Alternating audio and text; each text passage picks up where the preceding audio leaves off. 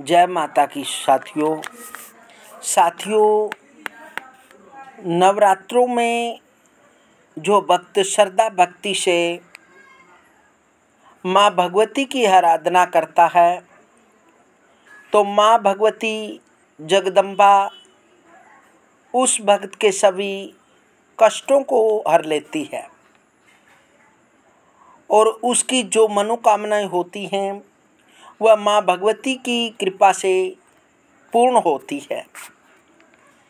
इसलिए वर्ष में 4 बार नवरात्रे आते हैं। 2 बार खुले नवरात्रे होते हैं और 2 बार गुप्त नवरात्रे होते हैं। इन नवरात्रों का भी अपना अपना महत्व होता है। गुप्त नवरात्रों में माँ की गुप्त साधनाएं की जाती हैं। आषाढ़ और माघ मास में गुप्त नवरात्रे आते हैं। उनमें अनेक प्रकार से माँ भगवती की पूजा करके गुप्त साधनाएं की जाती हैं। और जो खुले नवरात्रे होते हैं अश्विन मास के और चैत्र मास के। अश्विन मास के नवरात्रों को शारदीय नवरात्रे कहते हैं और चैत्र नवरात्रों को बसंतीय नवरात्रे कहते हैं। इन दोनों नवरात्रों में विशेषकर अश्विन नवरात्रे जो शारदीय नवरात्रे होते हैं इनका बहुत बड़ा महत्व माना जाता है। इन दिनों को लोग देवी के दिन मानकर मांगलिक कार्य भी करते हैं और इन दिनों को देवी के दिन मानकर अपने व अपने परिवार के लिए मांगलिक कार्य करने चाहिए और अपने व अपने परिवार के लिए कल्याण के लिए देवी की उपासना व व्रत करना चाहिए। नवरात्रों में विशेषकर पूजा, जप, तप, उपासना, यंत्र सिद्धियाँ, तांत्रिक अनुष्ठान करने का विशेष महत्व होता है, क्योंकि आदि शक्ति भवानी नवरात्रों में साक्षात विराजमान रहती है और भक्तों के दुखों को दूर करती रहती है और माँ भगवती की उपासना से उपासकों को की उनकी द्वारा की गई उपासना का फल प्रदान करती है। इसी प्रकार से माँ भगवती की प्रतिदिन 9 देवियों का पूजन करना चाहिए और 9 दुर्गाओं का विशेषकर प्रत्येक दिन माना जाता है। प्रथम शैलपुत्री, द्वितीयम ब्रह्मचारिणी, तृतीयम चंद्रघंटेति, कुष्मांडेति, चतुर्थकम, पंचमम स्कंदमातेति, षष्ठमम कात्यायनीति, सप्तमम कालरात्रि, महागौरी चाष्टमम, नवमम सिद्धिदात्री। 9वें नवरात्रे के दिन सिद्धिदात्री का दिन होता है। इस दिन विशेषकर सिद्धिदात्री का पूजन किया जाता है और विशेषकर 9 दिनों में पृथक पृथक माँ की अलग अलग स्वरूपों की पूजा की जाती है।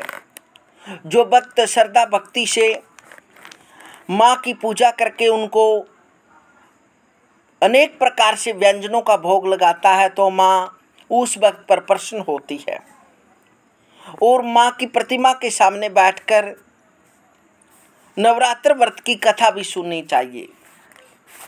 नवरात्र व्रत की कथा इस प्रकार से है।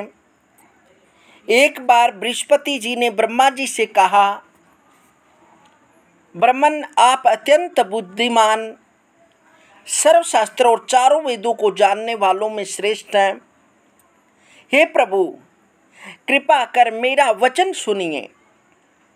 चैत्र, अश्विन, माघ और आषाढ़ मास के शुक्ल पक्ष में नवरात्र का व्रत और उत्सव क्यों किया जाता है?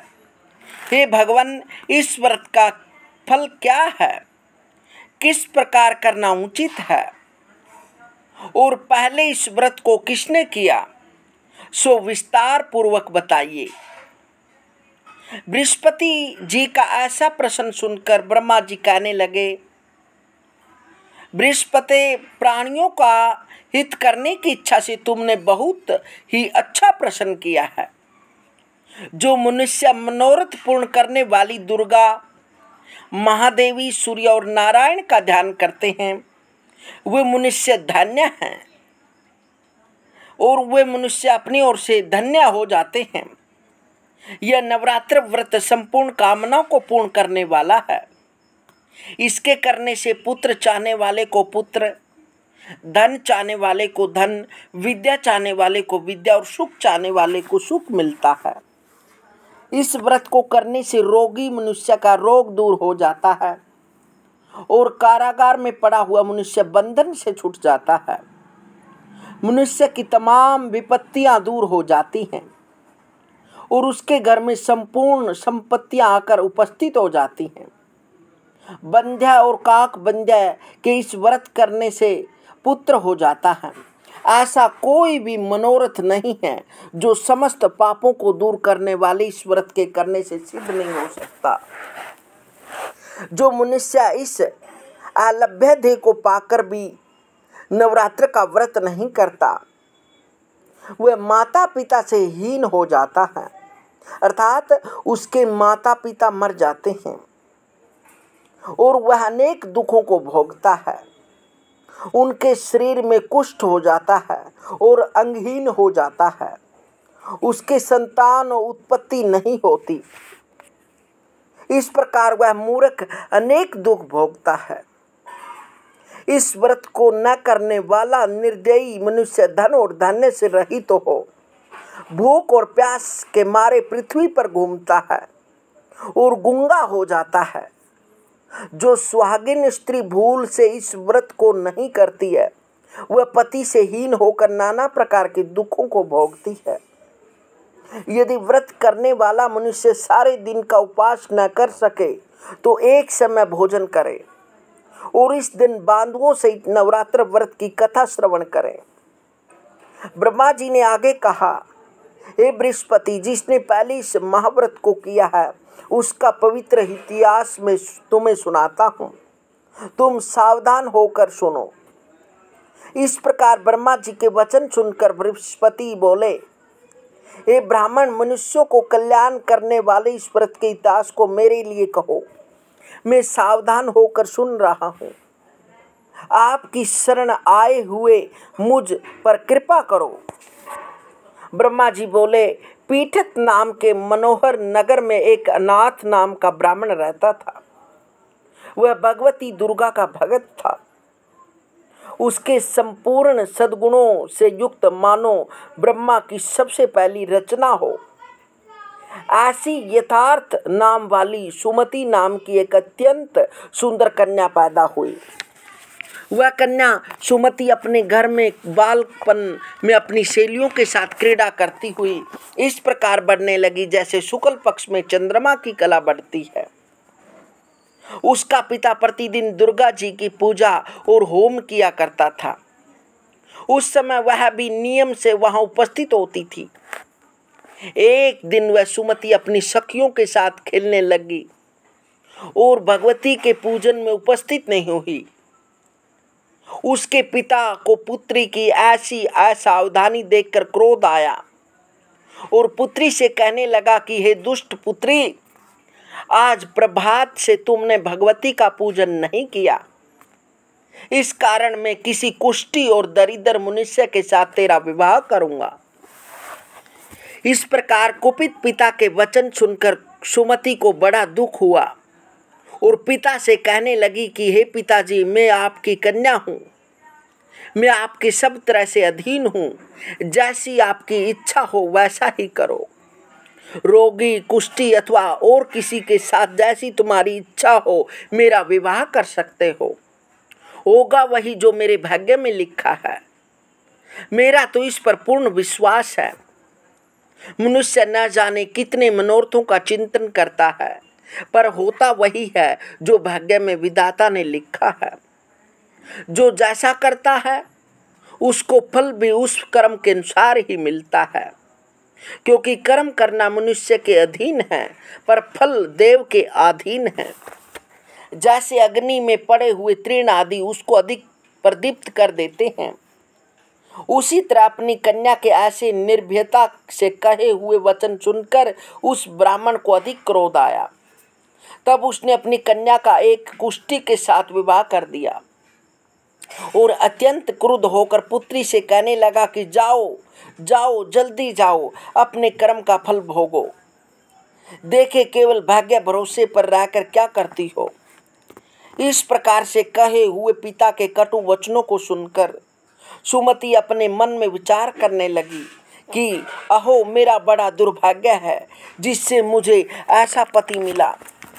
इस तरह अपने दुख का विचार करती हुई वह सुमति अपने पति के साथ वन चली गई और भयानक वन में कुशा युक्त उस स्थान पर उन्होंने वह रात बड़े कष्ट से व्यतीत की। उस गरीब बालिका की ऐसी दशा देखकर भगवती पूर्व पुण्य के प्रभाव से प्रकट होकर सुमति से कहने लगी, एक दिन ब्राह्मणी, मैं तुम पर प्रसन्न हूँ, तुम जो चाहो वरदान मांग सकती हो। मैं प्रसन्न होने पर मनोवांछित फल देने वाली हूँ। इस प्रकार भगवती दुर्गा का वचन सुनकर ब्राह्मणी कहने लगी कि आप कौन हैं जो मुझ पर प्रसन्न हुई है, यह सब मेरे लिए कहो और अपनी कृपा दृष्टि से मुझ दीन दासी को कृतार्थ करो। ब्राह्मणी का ऐसा वचन सुनकर देवी कहने लगी कि मैं आदि शक्ति हूँ और मैं ही ब्रह्मा, विद्या और सरस्वती हूँ। मैं प्रसन्न होने पर प्राणियों का दुख दूर कर उनको सुख प्रदान करती हूँ।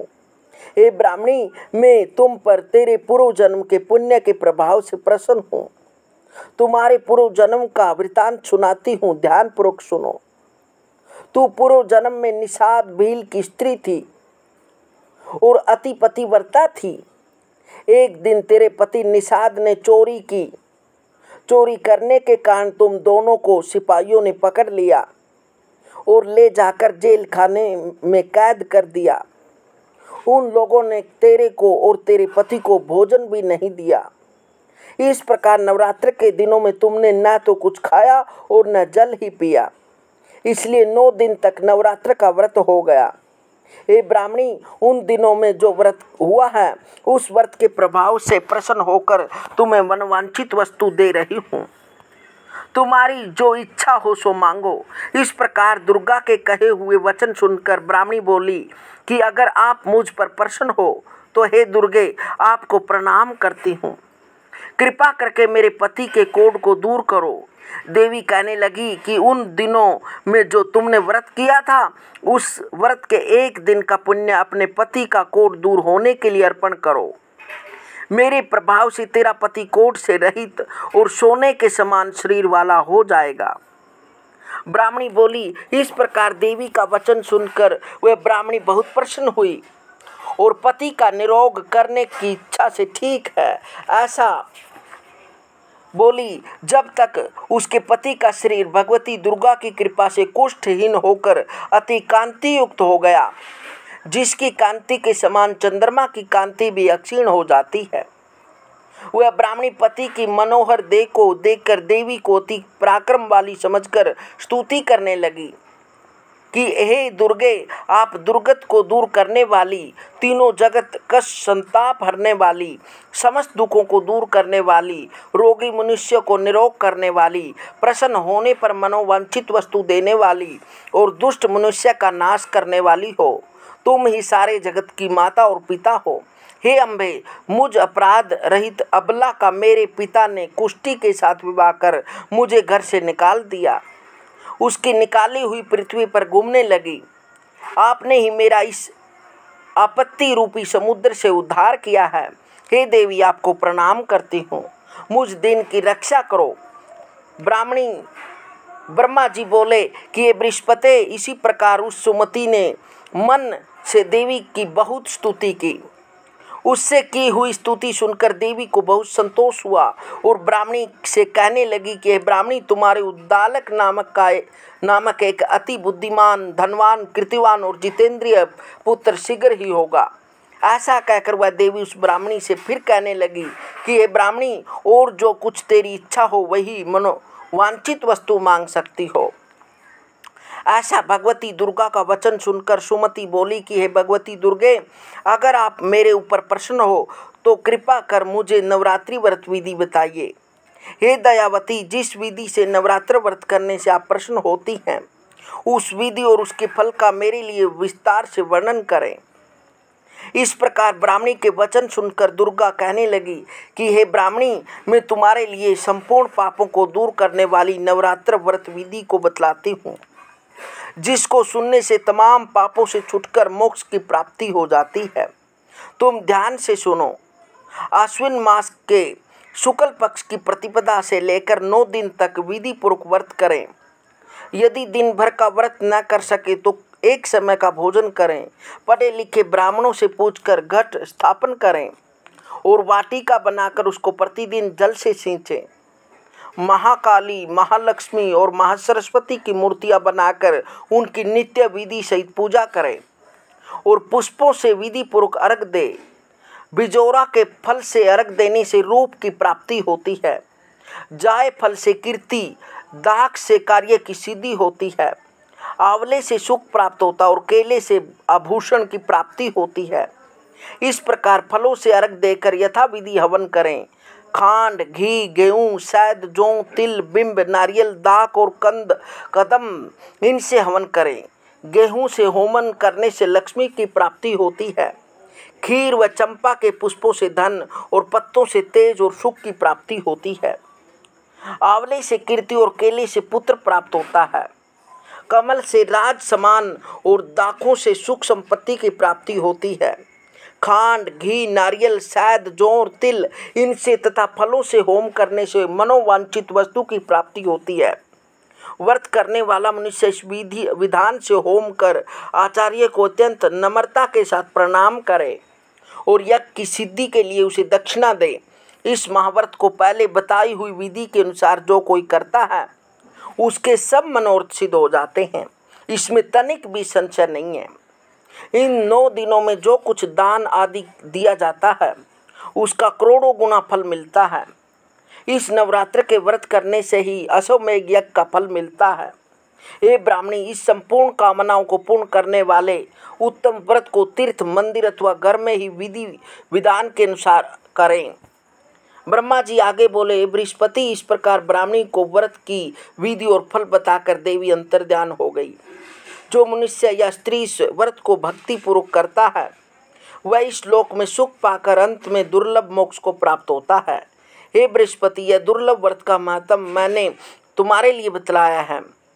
ब्रह्मा जी के वचन सुनकर बृहस्पति जी आनंद के कारण रोमांचित हो गए और ब्रह्मा जी से कहने लगे, हे ब्रह्मा जी, आपने मुझ पर अति कृपा की है जो अमृत के समान इस नवरात्रि व्रत का महत्व सुनाया है। हे प्रभु, आपके बिना और कौन इस महात्म्य को सुना सकता है। ऐसे बृहस्पति जी के वचन सुनकर ब्रह्मा जी बोले, हे बृहस्पति, तुमने सब प्राणियों का हित करने वाले इस अलौकिक व्रत को पूछा है, इसलिए तुम धन्य हो। यह भगवती शक्ति संपूर्ण लोगों का पालन करने वाली इस महादेवी के प्रभाव से कौन जान सकता है। इस महादेवी के प्रभाव को कौन जान सकता है। इस प्रकार से इन 9 दिनों में माँ भगवती के महाकाली, महालक्ष्मी, चामुंडा, योग माया, रक्तदंतिका, शाकंभरी, श्री दुर्गा देवी, ब्राह्मणी, चंडिका, इस प्रकार से इन 9 दुर्गाओं का पूजन करना चाहिए। हरि ओम।